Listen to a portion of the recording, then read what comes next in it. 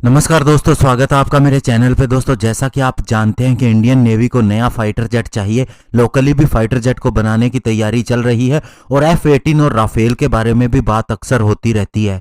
लेकिन दोस्तों, Indian navy के अभी जो MiG-29K हैं वे ज़्यादातर क्रैश हो रहे हैं। क्या अब नेवी सीरियसली इनको रिप्लेस करने के बारे में सोच रही है? आज इसी पे बात करेंगे। चलिए दोस्तों, शुरू करते हैं।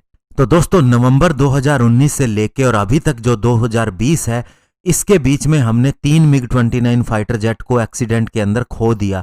तो अब दोस्तों ऐसा लग रहा है कि अब इंडिया सोच रहा है नए फाइटर जेट को एक्वायर करने के लिए, फ्यूचर के लिए।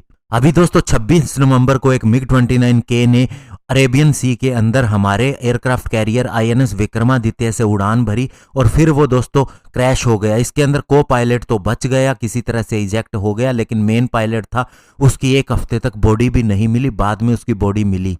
और इससे पहले दोस्तों फरवरी 23 2020 और नवंबर 16 2019 को हमने MiG-29K का क्रैश देखा। और दोस्तों इससे पहले जो पहला एक्सीडेंट हुआ था वो हमारा हुआ था जनवरी 3 2018 को, जब इसकी रनवे के ऊपर ही दौड़ते हुए आग लग गई और उसके बाद में ये डिस्ट्रॉय हो गया। और हर बार जब भी एक्सीडेंट हुआ है पायलट ने मैनेज कर लिया इजेक्ट होने के लिए, लेकिन लास्ट एक्सीडेंट के अंदर एक पायलट को नहीं बचाया जा सका। और इससे पहले दोस्तों हमने 45 MiG-29K का रशिया को ऑर्डर दिया था और 2 बार ये ऑर्डर दिए थे, 2004 और 2010 के अंदर। और आपको बता दें दोस्तों 23 जून 2011 को रशियन MiG-29K का एक ट्रेनर एयरक्राफ्ट भी क्रैश हो गया था।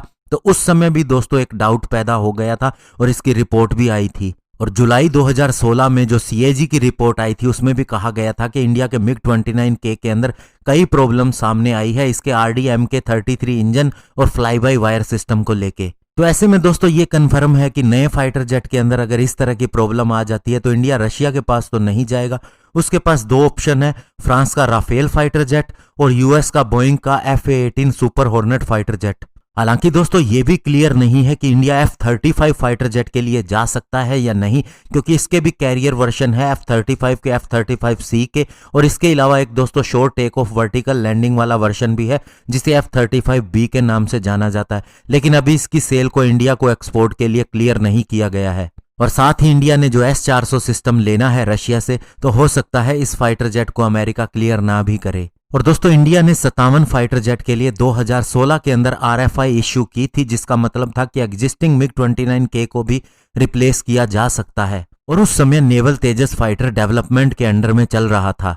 और तब से लेके दोस्तों अभी तक एक्सेप्टेंस ऑफ नेसेसिटी जारी नहीं किया गया है डिफेंस मिनिस्ट्री की तरफ से, जो कि दोस्तों किसी भी प्रोक्योरमेंट के लिए बहुत ही जरूरी स्टेप होता है। और अभी दोस्तों बोइंग ने अपने F-18 फाइटर जेट का स्काई जंप भी प्रदर्शन किया है और कहा है कि ये इंडियन एयरक्राफ्ट के ऊपर से सूटेबल है, वहां से उड़ान भर सकता है। तो दोस्तों वो अपनी कोशिश कर रहे हैं। तो ऐसे में अब दोस्तों इंडियन नेवी को जल्द ही डिसाइड करना होगा कि क्या वह नया फाइटर जेट खरीदती है या लोकली बनने वाले twin engine deck based fighter jet पर ही अपना ध्यान पूरी तरह से देना चाहेगी। और अगले साल नया एयरक्राफ्ट कैरियर भी हमें मिल जाना है तो हमें फाइटर जेट की जरूरत तो पड़ेगी ही। ऐसे में दोस्तों राफेल और F-18 की तरफ ही देखा जा रहा है, F-35 के चांसेस कम ही लगते हैं। और साथ ही दोस्तों MiG-29K के क्रैशेस की वजह से अगर इंडियन नेवी जल्दी करेगी या कुछ अपना प्लान चेंज करेगी तो ऐसा नहीं है। फाइटर जेट अक्सर ही दोस्तों क्रैश होते हैं, इसमें कोई बड़ी बात नहीं। हाँ, जो इसके अंदर प्रॉब्लम आ रही थी उसे बहुत हद तक सोल्व कर लिया गया है, बाकी और किसी तरह की कोई प्रॉब्लम नहीं है। धन्यवाद, जय हिंद।